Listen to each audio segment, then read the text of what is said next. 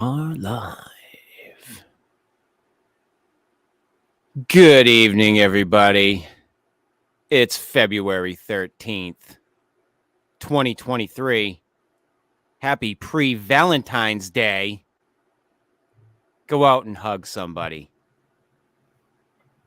These are your Fortean Files. And I forgot to fucking put up the news bumper tonight, Katie, because I am a stoned idiot. It happens to the best of us, Chris. It's okay. Oh, fuck. Anywho, joining us tonight, my son, Odin, from college. Odin, hello. What's going on? Nothing. Not anything. Yeah. Outside of the fact that you forgot the news bumper. Yeah, I just figured I'd, have you on here so we could, just chit-chat. Cool. Fuck. All right, we've got some fucking news stories for you all. We are being inundated with, spy balloons, something, cylindrical objects. What are these things coming into our country's airspace, being shot down all over the fucking place? Dean Cooper, it is kind of lonely here in the side chat because this show sucks. We have no listeners. And the listeners that we do have can't take direction very well. I'm surprised you can, Dean. Dementia hasn't set in yet. And so far, you've stayed on an even keel. I'm surprised. Shocked, actually. But, yes. 3 more fucking objects. What's happening out there, Katie? Some scary shit. I don't know. Some mysterious shit. I heard they shot them down over like Alaska too, and where was that? Over the fucking Great Lakes. Yeah, Lake Huron. One over Canada. Yeah, and then the first one. Yeah, numero uno. Well, the first one was supposedly the Chinese one, but these other 3 we don't know, right? Well, now we're saying we don't know. Well, so duh. I like at this point, the whole situation is getting really fucking suspect. Like really fucking suspect. Like, what the fuck is going on? I think they know exactly what the fuck is going on, and we don't, and that's the aliens. point. Well, what did one of the Pentagon officials said that shit? Like I fucking saw that today. Like he's like, yeah, it could be aliens. I don't know. See, but that tells me it's not aliens. If they're saying it is, then it's not. Right. Yeah. No. Yeah, if they're just fucking like joking around, like, I'd put $15 on that. Yeah, I mean, what the fuck? So, but yeah, we'll delve right into this shit tonight. Oh, actually, before we do that, so like I was telling you before the show, Katie, I was fucking sick all weekend. So I wound up laying down and watching a bunch of shit, and I got sucked into 48 hours. That's like goody. Episode after episode after episode of 48 hours. And I watched the one about that redheaded kid. What was his name? Eric Smith. That killed the young kid. And he kills the really young kid. Yeah. And it was about him getting paroled. Because he's like a little younger than me. Yeah, he's fully grown now. Yeah, he's like 40 something. And I watched another one on Madeleine McCann that the German authorities have actually arrested somebody. Yes. In relation to that case. And I also watched one on the mysterious death of Casey Kasem. Now, is Casey Kasem too old for you? No, I've heard of that story. Yes. Okay. Well, that one is fucking bizarre. I don't remember all the specifics of it, but I feel like I have seen something on that before. It's just been a while. So that was one thing I wanted to relay to you was that you need to go to the 48 Hours YouTube channel. Oh, they have them on YouTube? Oh, yeah. Oh, nice. I think they're on like Hulu or something too. But yeah, I went on a fucking tear. Nice. I've done that before. I've gotten stuck on those. Those are good. Well, I mean, I was just on YouTube. It's on the 48 Hours YouTube channel. Cool. Look at him go. Fucking clickety clacking away. Fucking clickety clack over there. Look, man, this mic will pick up everything in the fucking house if I set it high enough. I know it will. Believe me. So yeah, I got really sucked into that, and there's a new set of the world's most evil killers on YouTube that I got to check out too. A whole set of those. I started hitting the newest season of those, but yeah, I definitely wanted to relay to you that the 48 Hours stuff was on YouTube. Nice. I did not know that. Yeah. So, barring that I forgot the fucking news bumper. Let's start. Hey, you know what? Let's start with a feel-good story tonight. Oh, that sounds nice. Feel-good story from NBCnews.com. Mississippi hit by 900% increase in newborns treated for syphilis. Jackson, Mississippi, the number of babies in Mississippi being treated for congenital syphilis has jumped by more than 900% over 5 years, uprooting the progress the nation's poorest state had made in nearly quashing what experts say is an avoidable public health crisis. I love this country. The rise in cases has placed newborns at further risk of life-threatening harm in a state that's already home to the nation's worst infant mortality rate. In 2021, 102 newborns in Mississippi were treated for the sexually transmitted disease, up from 10 in 2016.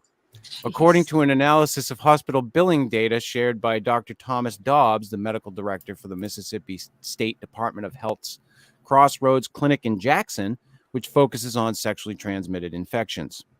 Dobbs, the state's former health officer, said he's spoken with healthcare providers who are absolutely horrified that babies are being born with the disease and in rare instances dying from it.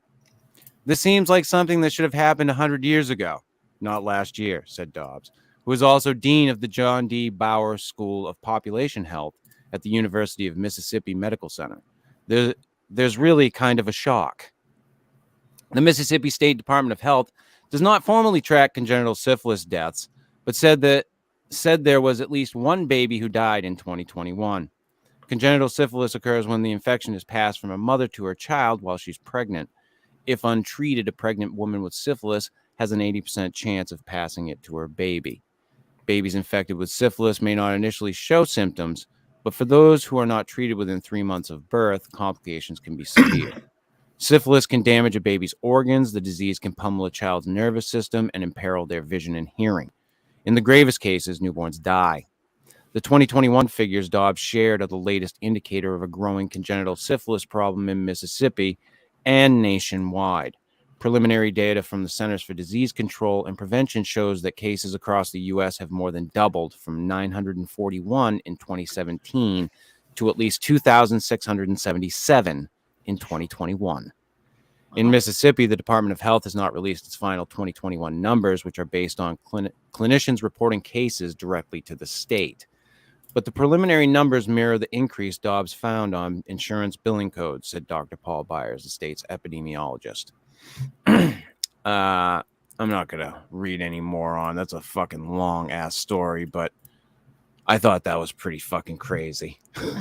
Wow. That is, in this day and age, you wouldn't think that that would be like something that has such a big resurgence.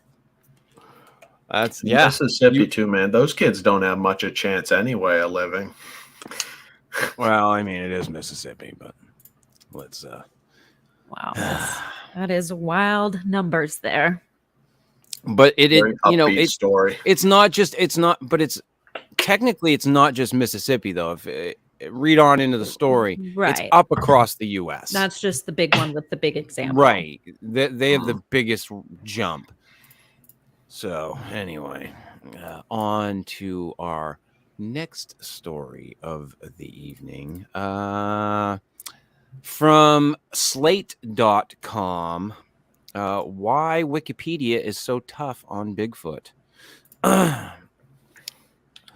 Sometimes Bigfoot believers go squatching in the forest to hunt for tracks left behind from the purported ape-like creature. Other times they seem to take a more sedentary approach, sitting behind their computers complaining about what they see as disrespect for their beliefs on Wikipedia.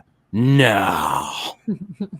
The Internet Encyclopedia defines cryptozoology as a pseudoscience or subculture that searches for and studies unknown, legendary, or extinct animals, such as Bigfoot, the Loch Ness Monster, the Chupacabra, and other so-called cryptids. But on the talk page that sits behind the wiki article, some users are up in arms about that specific wording. One editor, a self-described cryptozoologist, writes, "I am appalled to hear my trade called a pseudoscience." Are you now? Sorry.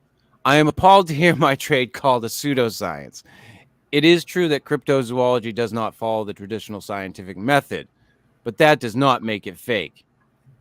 To which the experienced Wikipedia editor Bloodo Fox retorts, "If you find yourself attempting to convince others that your pet hobby is not a pseudoscience, Jesus, dude, learn how to write. Chances are it's a pseudoscience." Meanwhile, the Reddit cryptozoology community claims that Wikipedia's coverage of these creatures is plagued by bias. But is it true? Are Wikipedia contributors unjustly targeting Sasquatch, Nessie, and company? Throughout the past decade, Wikipedia has undergone what can fairly be described as a great culling of the cryptids. Back in 2013, the English Wikipedia page titled List of Cryptids had about 300 entries, according to a snapshot from the Wayback Machine. Since then, a few Wikipedia volunteers have proceeded to take a hatchet to the list, developing a far more limited inclusion criteria for what meets the cryptid definition. This winnowing process meant cutting out entries for the Tasmanian tiger, an extinct carnivorous marsupial, the will-o'-the-wisp, the ghost lights that travelers see floating over marshes, and the wild man of Navidad, a Bigfoot-like creature said to reside in southeast Texas that became the subject of a beloved 2008 horror film. Today, Wikipedia's list of cryptids has only about 50 entries, having also lost references to popular creatures such as the jackalope. Not the jackalope. What the fuck am I going to do without the jackalope? A mythical jackrabbit with antelope horns. And lesser-known aquatic beings such as the Lake Tahoe monster. Bloodo Fox told me that this purge was for the best. The reason for this is straightforward. Articles that are unsourced or consist of material attributed to poor quality sources get deleted, he said in an email. Bloodo Fox is a long-term Wikipedia editor who asked Slate not to reveal his real name because of threats he has received in the past over edits on unrelated topics. Furthermore, Bloodo Fox cautioned that word cryptid should be used sparingly, arguing that cryptozoologists invented the term out of whole cloth to make their hobby sound more science-y. That is why Wikipedia today classifies the jackalope and similar entities as folklore creatures rather than as cryptids per se. This is also another long-ass fucking article. But I thought it was interesting that they're having this fight over what is and what isn't, what it are and what aren't cryptids. Right. It's an interesting debate, which I think taking the thylacine off is legitimate. That's an animal we know used to exist. Yeah. So like that's not really a cryptid. I look at that. I look at the stuff like looking into the Tasmanian tiger and shit like that as that's just some interesting shit. Strange, interesting shit. Are they still around? Maybe. Cool. Let's look into it. Yeah. Bigfoot, on the other hand, there's no scientific record of Bigfoot. Right. There's just these encounters, right, experiences, Nice picture, fuckface, by the way. I caught that. I just saw that because I've been I caught reading it the when he fucking did it. news. Well, and it's back to the whole way this article started was this guy being butthurt about pseudoscience. He doesn't like being called pseudoscience. Like, well, Right. it does kind of fit the definition. You can not like and it then, all you and then want, he even says, Katie, I don't like it called pseudoscience. Now, we may not follow the scientific method. You fucking asshole. That makes it pseudoscience. Exactly. Like, there's kind of like a dictionary definition and you fit it. So like your feelings about it are your problem, but some people's fucking kids. That was funny. Yeah. Anywho. On to our next story of the evening. Wait a minute. Let me get rid of a couple of these so I know where I'm at. All right. Here we go. This is an interesting one from CNN.com. While their ratings might be plummeting, I'll still grab a news story from them once in a while. Inside the ghost ships of the Baltic Sea. Plunging into the icy waters surrounding Scandinavia, divers Jonas Dom and Carl Douglas hunt for vessels long lost to the ocean, what they call the ghost ships of the Baltic Sea. Dom and Douglas are history lovers and longtime friends who've devoted some 25 years of their lives to wreck hunting and research. While many of the barnacle-clad vessels claimed by the Baltic Sea have lain in wait for centuries, some are in remarkably good condition due to the preservative effects of the water's chilly temperatures. On dives, Dom captures hunting photographs, intact ship furniture, detailed interior wall carvings, and an only slightly cracked ship's clock have all been snapped up on the seabed. Dom and Douglas also spend hours poring over books, researching the wreck's histories. A selection of Dom's eerie photographs paired with Douglas's written reflections feature in the book Ghost Ships of the Baltic Sea, published by Swedish publisher. I am not even going to fucking attempt to pronounce that. Nope. Not going to do it. It was published by a Swedish publisher, Katie. That's all I'm going with. The Baltic Sea. The Baltic Sea has been a center for seafaring activity for centuries, from maritime trade to maritime conflict. Inevitably, that means a long history of ships claimed by the waves. In the book, Douglas writes there are tens of thousands of intact, undisturbed shipwrecks from every era submerged in Baltic's watery depths. There still are many that haven't been found yet, Dom tells CNN Travel. The Baltic Sea's potential wealth of well-preserved wrecks makes it the home of the best diving in the world, says Douglas. I grabbed this one because I fucking love the pictures, and I want to see if last week I had a bitch of a time trying to screen share this shit. But I wanted to see if I could share it, and it won't fucking see if it'll let me again. No, it won't let me. Why won't it fucking let me? Something has fucking changed about the screen share shit, Katie. That's lame. I've never used it, so.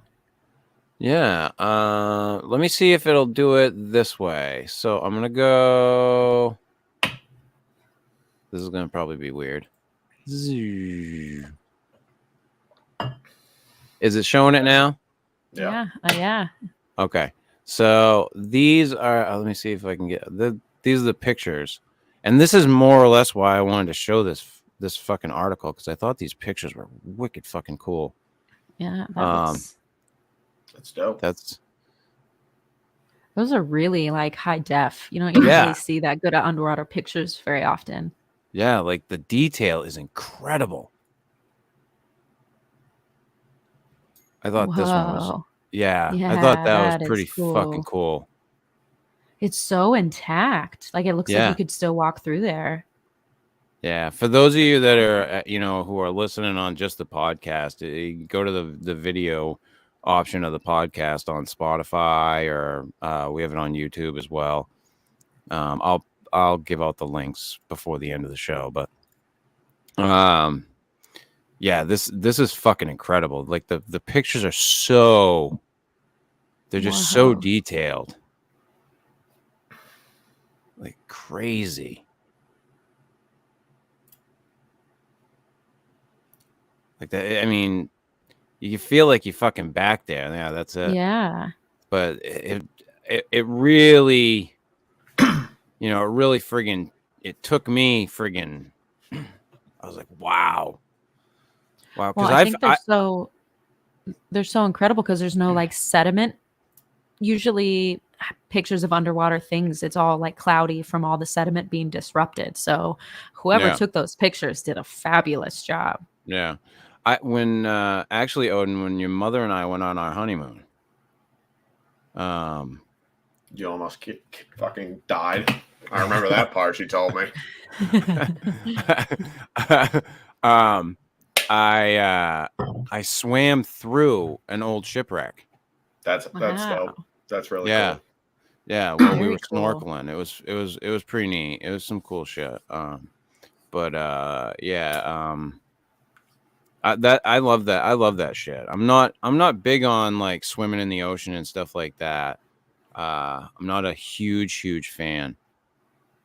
But it was pretty cool to do that when I was down there. It was down in the Grand Cayman Islands where I did that. But so did you get fucking like scuba certified and everything? No, we never went scuba when we were down there. Snorkeling. We just went snorkeling. Oh, when we were down in the Caribbean, yeah. We went snorkeling in Cozumel, and we went in Grand Cayman. Nice. In Jamaica, we went up the Dunn's River Falls. We kayaked on the ocean over to, there's a beach that was filmed, I think it's in the movie Dr. No, the James Bond movie. And I smoked a joint with a dude on the beach there. And then we went to Dunn's River Falls and walked up to Dunn's River Falls. If you ask your mother, she may have that video still. Yeah. Yeah, of the walk up the falls. She may have it. I don't know. Nice. Yeah, but the snorkeling in the Caribbean was fun. Now, again, I'm not a huge fan of doing it. I had a good time doing it. Excuse me. It's not your new favorite hobby.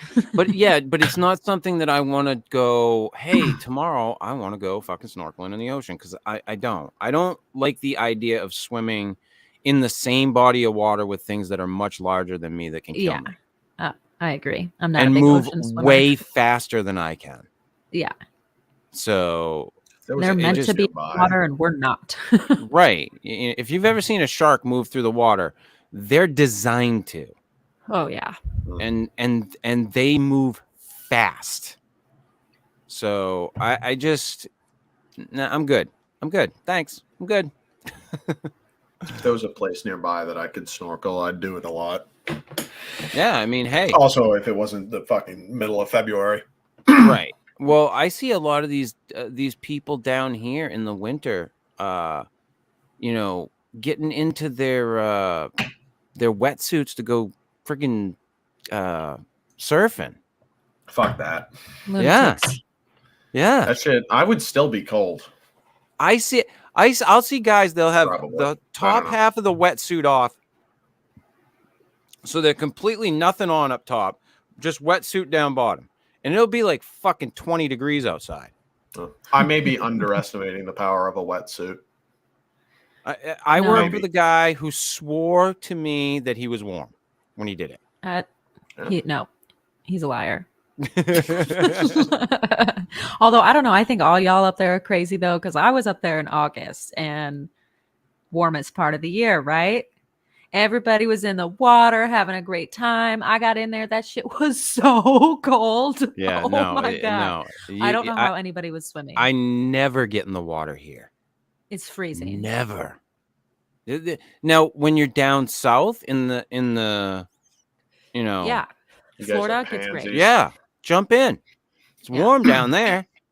Well, my water here, even where I live in the lake, I have about a 3-month window where the water's warm enough for me to be comfortable while I swim. Oh, looky here. Look at who needs to tell us what he did. Whoa. Dean Cooper petted a black tip reef shark, sleeping. Took it home, made it his pet. He still has that black tip reef shark. I say that sounds like it might be a creepy story for some reason coming from you, Dean. Is that shark okay? Dean's documentary is gonna fucking come out later, like that fucking My Friend the Octopus documentary. Oh yes, I could see it. I'd watch it. Just Dean every day with his black tip reef shark. That's great. His wife wants to leave him. You're more in love with the shark than me. He's a better beastmaster than you with that fucking bird. Hey, listen. Don't fuck with me and my birds.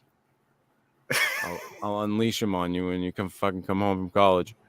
Anyway, on to our next story of the evening. What do we got besides ghost ships and I don't know. From theportalist.com. American cryptids, famous and fantastical creatures from 5 U.S. states. Almost every American state has its own legendary creatures known as cryptids. Here are 5 of the most fascinating. Cryptozoology, Merriam-Webster defines it as the study and search for animals, especially legendary animals such as Sasquatch, usually in order to evaluate the possibility of their existence. This study has grown widespread in recent years, leading to countless books, movies, TV shows, and documentaries on the subject, including such titles as The Wiser Field Guide to Cryptozoology, Lake Monster Mysteries, Adventures in Cryptozoology. That just doesn't sound right, but anyway. Bigfoot in Maine. Oh, and others. And while cryptozoology exists all over the world, the realm of cryptids, as the subjects of this study are called, seems to be particularly active in the United States of America. Indeed, every state in the Union has at least 1 or 2 cryptids of its very own. And often even smaller communities can boast local creatures of legend. Excuse me, I need a drink. From alien visitors to unlikely local fauna, these strange critters frequently become something rather like a local mascot, some having attained fame far beyond their immediate environs, such as the Jersey Devil or the Mothman of West Virginia, while others remain largely unknown outside of their own region. Here are a few of the most interesting and incredible creatures from 5 states across the country. The California cryptid, the Fresno Nightcrawler. I'm pretty sure Phil debunked this one, although who knows? The modern internet age has changed the way people learn about and interact with cryptozoology and the cryptids that it studies.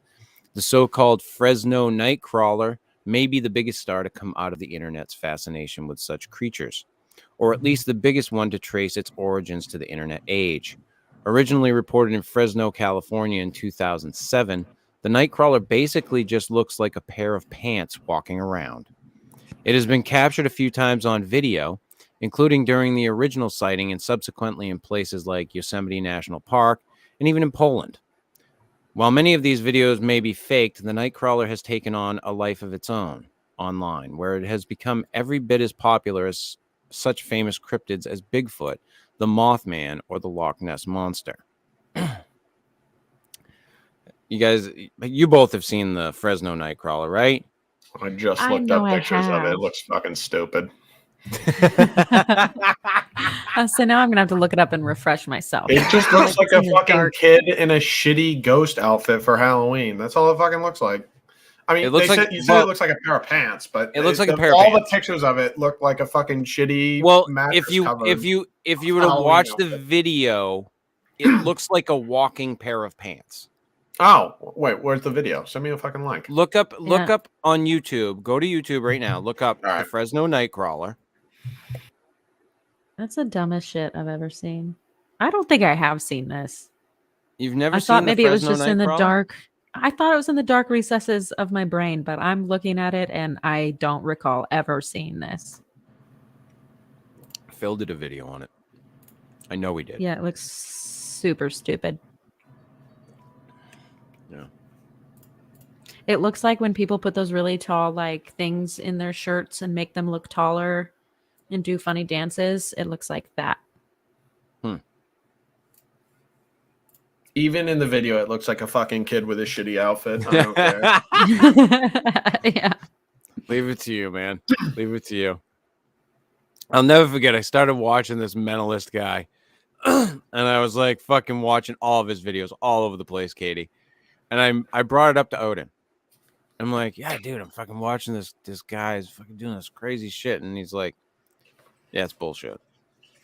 And I'm like, what? And he's like, Dad, it's fucking filmed. And I went, oh, fuck. Like, damn it, you're right. I fell for it. I hate getting sucked in. Anyway, number 2 on this list, Indiana cryptid, Katie. What? We have Beast one? of Busco. Oh, no way, duh. Oh my God, I live. If ape-like humanoids are the most popular of cryptids, then lake monsters can't be far behind. And while the best-known lake monster may hail from Loch Ness in Scotland, just about any good-sized body of water in America has a decent chance of hosting a cryptid all its own. From the legendary champion of New York's Lake Champlain to lesser-known critters like Nebraska's alkali lake monster.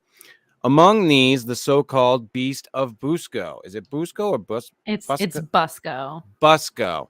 The Beast of Busco, nicknamed Oscar after the first person to ever report seeing it, is both one of the most prosaic and the most charming. Essentially just a very big snapping turtle, albeit one the size of a small car. The Beast of Busco took the town and the nation by storm in 1949 when reports of its presence put little Churubusco, Yeah, did I get that right? Yeah. Indiana on the map, and led to a massive hunt for the beast that included attempts at diving, draining the lake, and even bringing a female turtle to try to draw Oscar out of hiding. In fact, Churubusco still separates Turtle Days every June, which features a parade and turtle races, all in honor of good old Oscar. They're fantastic. That is the whole reason why I picked that story, Katie, was because I am honestly flabbergasted that it made a list. It never makes a list. That's why I said we have a cryptid, even though I literally live in the same county as this story. This is my home. Now, Odin. Yeah. Do you remember the snapping turtle that we found in Bronwyn's front yard? No. Wait. I remember a turtle that we found in that front yard. That huge ass snapping turtle. I remember you had to like pick it up with fucking socks over your hands. I remember that. Oh, socks would do shit against snapping. No. To like protect from like bacteria or some shit. I don't know. Oh, well, okay. I put it in a fucking bucket. Yeah. Oh, I don't remember that part. Yeah. Oh god, that thing was fucking huge. I remember we went over to I want to say my great grandfather's or something, and we found this little one, this painted turtle, and I handed it to Piper, and I'm like, "Don't drop it." And the first thing she fucking does is drop it in the fucking lake for it never to be seen again. I'm like, "Oh, okay, cool, awesome, fucking great, bye-bye." Yeah. All right. Yeah, that's crazy. I do have a turtle story to share. Oh, and it's from a lake in the same county as said lake of this story. And it was when I was a kid on a boat ride with my family, and we saw a sea turtle. Like, that was the size of it. And literally 6 people on the boat, all 6 of us saw it. And like, we had a good 15 seconds to look at it before it dove deep. And like, it's crazy. I've never seen one that big since, but the size of turtles around here is insane. And I used to have pet ducks. I don't have pet ducks anymore because the turtles ate them. So like, turtles get big around here, and it's definitely a legend for a reason. And I honestly believe that whole legend. Like, there was a big ass turtle in that lake for sure. Well, I remember when I was younger, I was a teenager, and I was fishing off a dock at the Acres of Wildlife campground. And I saw a snapping turtle swim by, and my mouth dropped. I was like, what the fuck? They're monsters, The thing man. was huge. Big. Yeah, they're dinosaurs. Yeah. Fucking snapping turtles are dinosaurs. It's crazy. That's why we don't want to get any more ducks, because we felt like we were just feeding them to the turtles. They'd come back missing legs or just like chopped in half. I mean, it was a massacre. So no more ducks.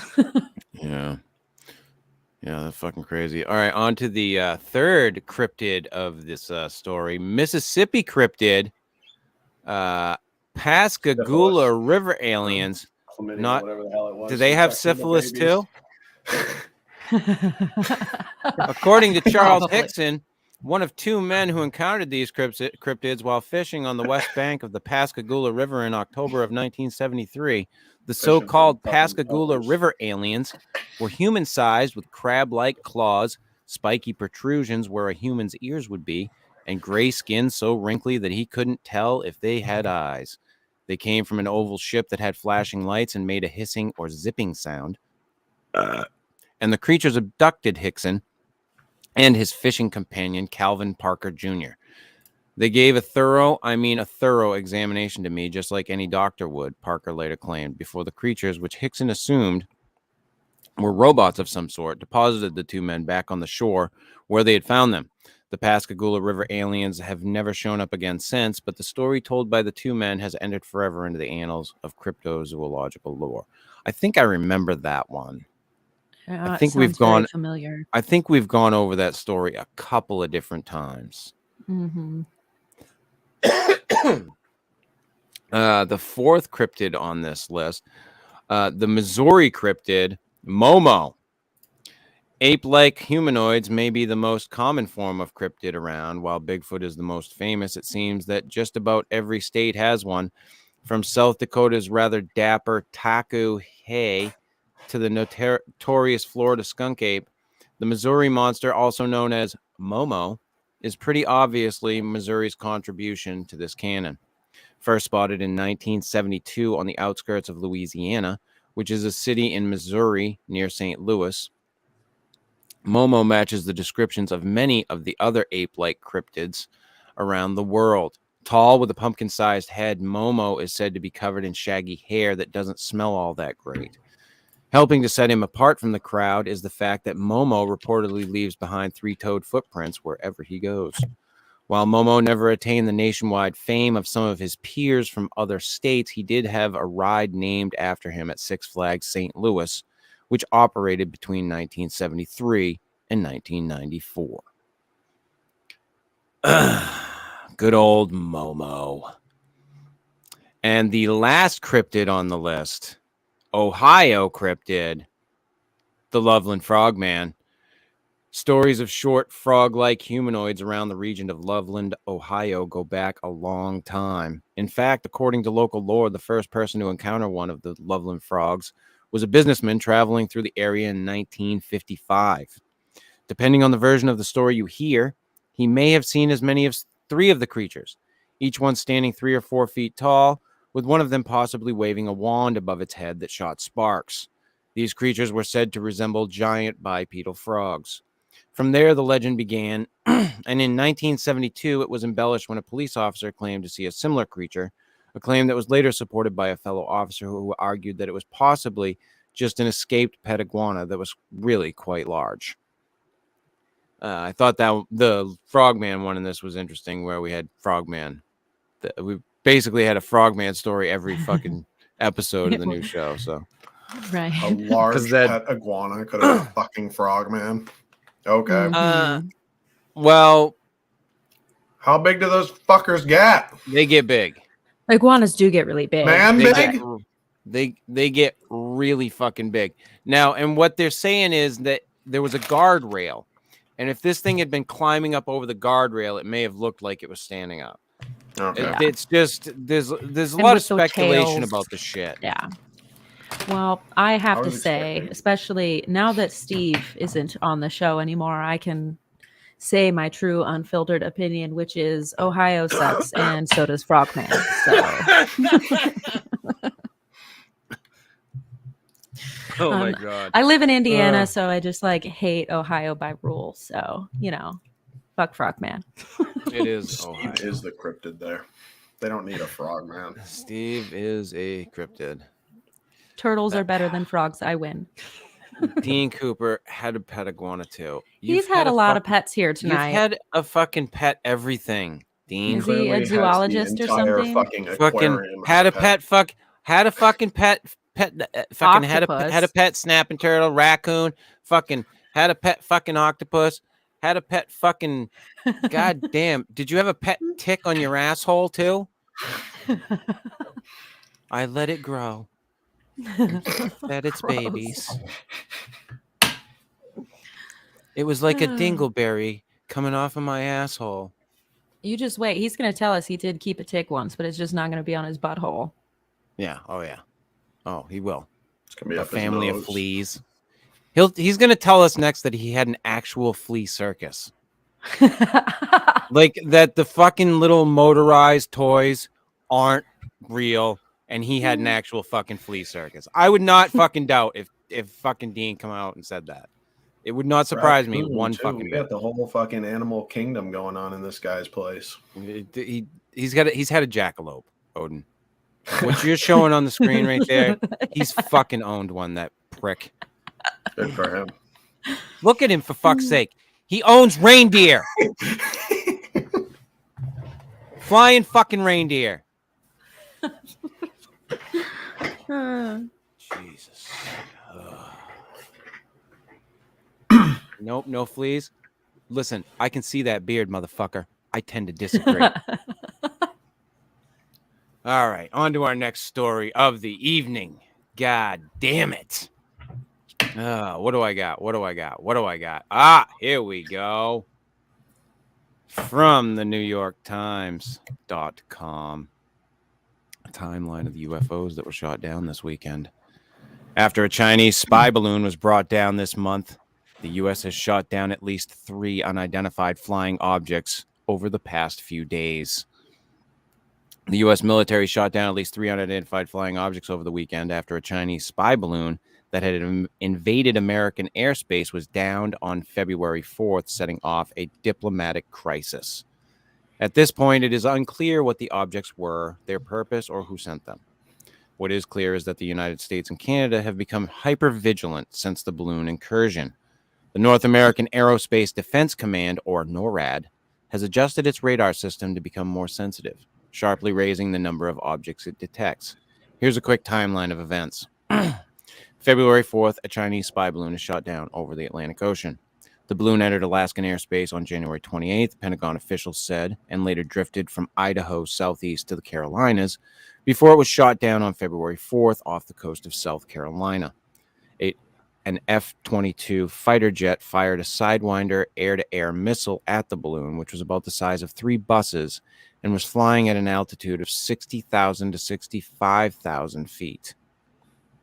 Secretary of State Anthony J. Blinken subsequently canceled a trip to China that would have been the first by a Biden cabinet secretary.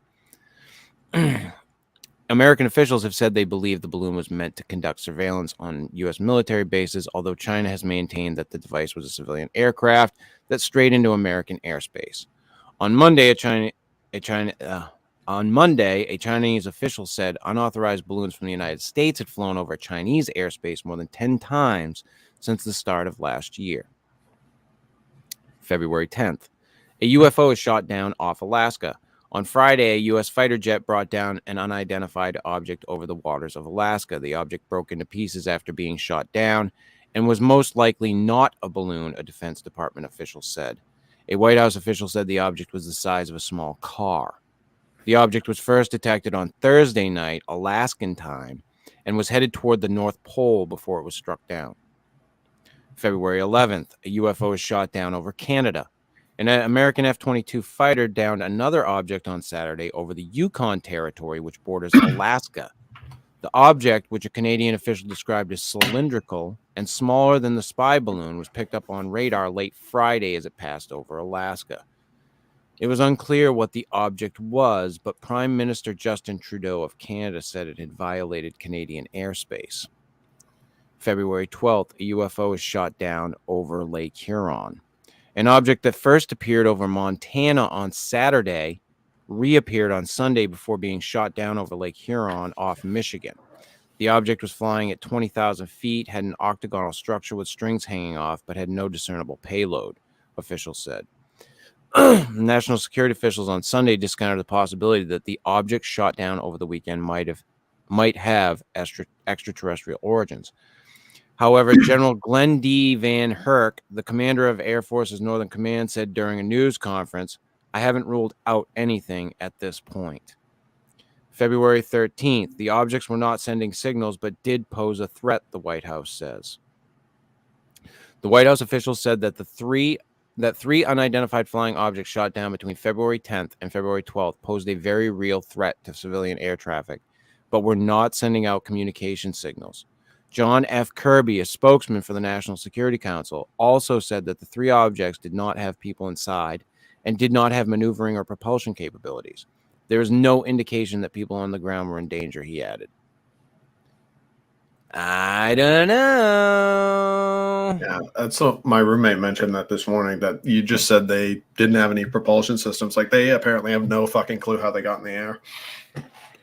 Supposedly. I don't know if there's any truth to that. Well, I mean, if they're balloons, then they're just, you know. No, not the fucking Chinese spy balloon. I mean the... Oh, this other shit? Whatever. Yeah. Yeah. Well, we don't know what it is yet. Yeah. See, we don't know what it is yet. I don't aliens. believe for a darn second that they don't know Right. what it is. Right. That's just me, though. So It's aliens. I'm betting. I got $30 down right now. On aliens? Yep. Aliens. Going with aliens? Hey, hey, aliens. listen, I hope you're right, but I doubt it. Haven't I seen think anything they're yet. just fine with us all sitting here thinking it's aliens. I'm prepping my tinfoil hat, man. Getting it ready. Yep. Getting it ready. I'm not fucking around with these things. Listen, have it at the ready, man. They're going to find that I'm prepared. Have it at the fucking ready, because Literally. you and never know. figuratively. You never fucking know when these things can pop up. Exactly. You never know. And I think that you should be prepared for everything. I will. I think you should. Get out your tinfoil hats on. And the last story that I have for you for the evening, from NBCnews.com, 2 men arrested in 1975 cold case killing of 17-year-old Indiana girl. Authorities said science unlocked the nearly half-century-old slaying of 17-year-old Laurel Jean Mitchell in Noble County. 2 suspects were charged Tuesday in the 1975 slaying of a 17-year-old Indiana girl after science recently helped crack the case, authorities said. The suspects, identified as Fred Bandy Jr., 67, of Goshen, and John Wayne Lehman, 67, of Auburn, were arrested Monday at their homes in Indiana, state police said. Laurel Jean Mitchell, 17, of North Webster, was last seen late on August 6, 1975, when she left work at a church camp in Costi School. How do you pronounce that one, Katie? I actually don't even know what it's the school. Kosciusko. Oh, Kosciusko. Yeah, that's Kosciusko Sorry. County, about 10 p.m. Indiana State Police Captain Kevin Smith. Kevin Smith? Jesus Christ. Fucking Silent Bob? I wish. $15, little man. Put that shit in my hand. The suspects faced 1 count each of murder and were being held in Noble County Jail without bond, state police said in a statement. Though the case spans multiple jurisdictions, the defendants were being prosecuted in Noble County, where Mitchell's body was discovered. No defense attorneys of record were listed in a court docket on the case. The Noble County Public Defender's Agency did not immediately respond to a request for comment. Authorities with search warrants combed through the homes of each suspect, and in the case of Lehman, obtained DNA. Noble County Prosecutor James Mowry said at a news conference about the case. Science finally gave us the evidence we needed, playing a significant role in charges being filed, Smith of Indiana State Police said at the news conference. According to an affidavit filed in support of the warrant requests, witnesses tied the men to Mitchell's killing, and DNA evidence linked one of the suspects to the case. the Associated Press reported. Mitchell was working at a church camp near North Webster Lake when she vanished, authorities said. Her parents called police when she didn't return from work, and authorities found her body the next day, roughly 17 miles north of the camp, in water, they said. The cause of death was determined to be drowning, but a medical examiner said at the time that her body displayed signs of a struggle. Authorities at the news conference wouldn't say if the two men charged know each other or what role they believe each might have played in the crime. Initial court hearings for each man were expected Wednesday at Noble Circuit Court, according to state police and court records. Thought that one was kind of interesting too. Yeah, that's it's another exciting local story for me. That's big news.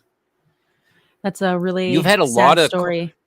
Hasn't there been a lot of cold cases this year in Indiana that have fucking... Yeah, well, I mean, there's Delphi, obviously.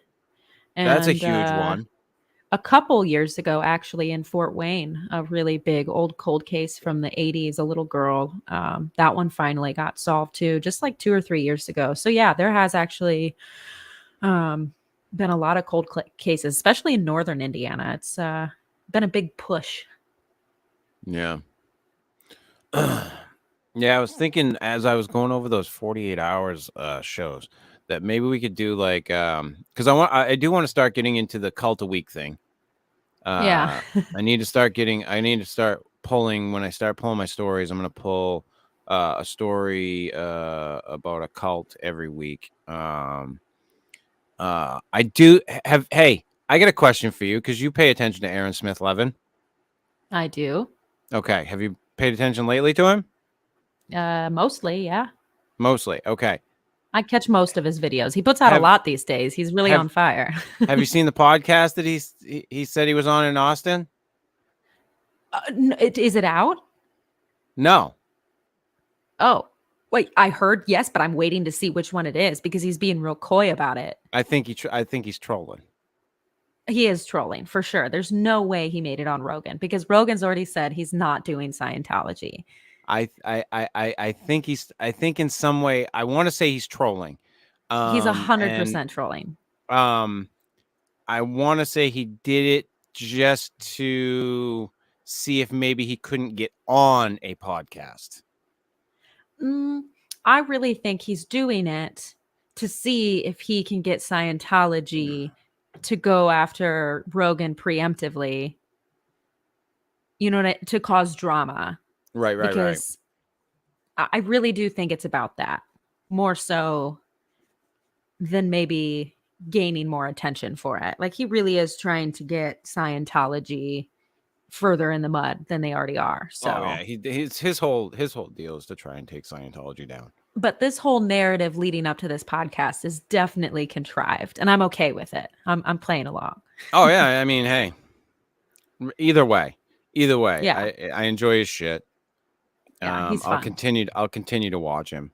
I did watch him get loaded on a live stream the other night. Holy shit, did he get fucking drunk? You could watch his face turn red. Oh yeah, he was like a tomato, but he did good. It was fun. Fuck. Oh yeah, it was that well, I was worried that he was going to say shit that he shouldn't. I know when he was really starting to pound it, I was like, "Ooh, be careful, buddy. Keep it together." Yeah. Because I've been that dude in live.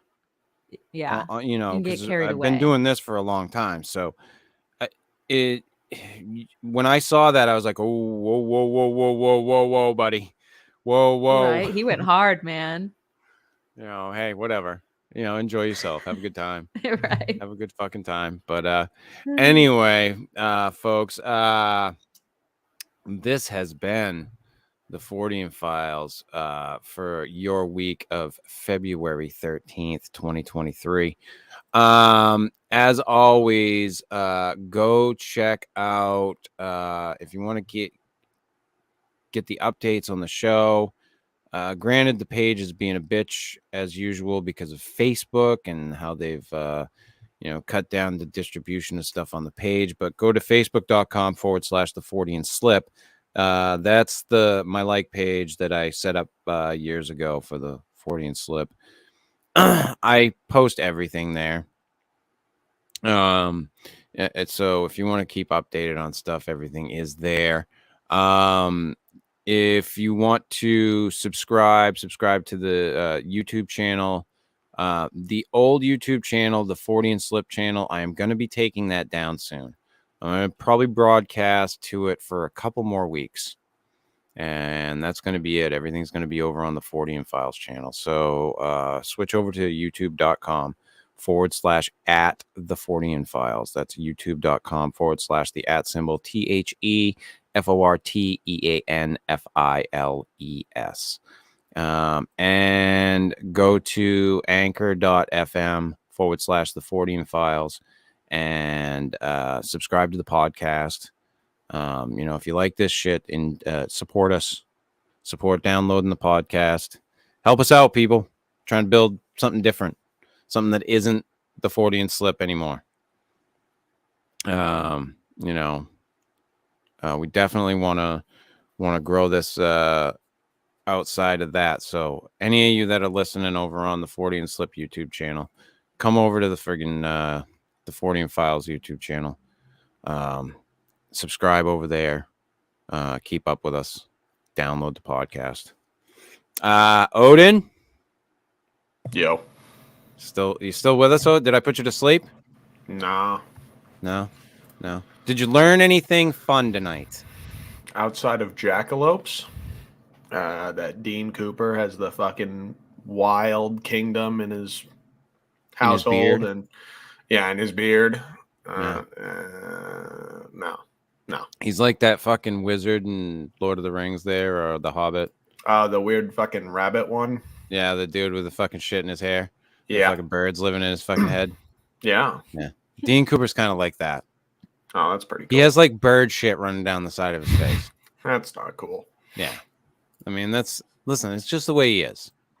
You got to accept him. Apparently. Yeah, you got to accept him. Bird shit and all. Well, fair enough. So it is what it is. You have some relatives that you accept, regardless. Yeah. Right? Oh, Right yeah. There you go. Same thing. Dean Cooper, same thing. So we will be back next week to bring you the Fortean Files of the week, Monday night, 7 p.m. I am going to be switching jobs, but that isn't going to, I don't think, affect anything in the near future.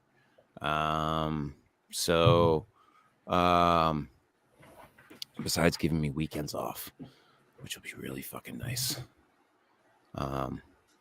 But I'm pretty sure we can stay Monday nights for the foreseeable future, Katie, because that continues to work for you, right? Yeah, definitely. All right. So Monday night, 7 p.m. We'll see you then, people. Bye.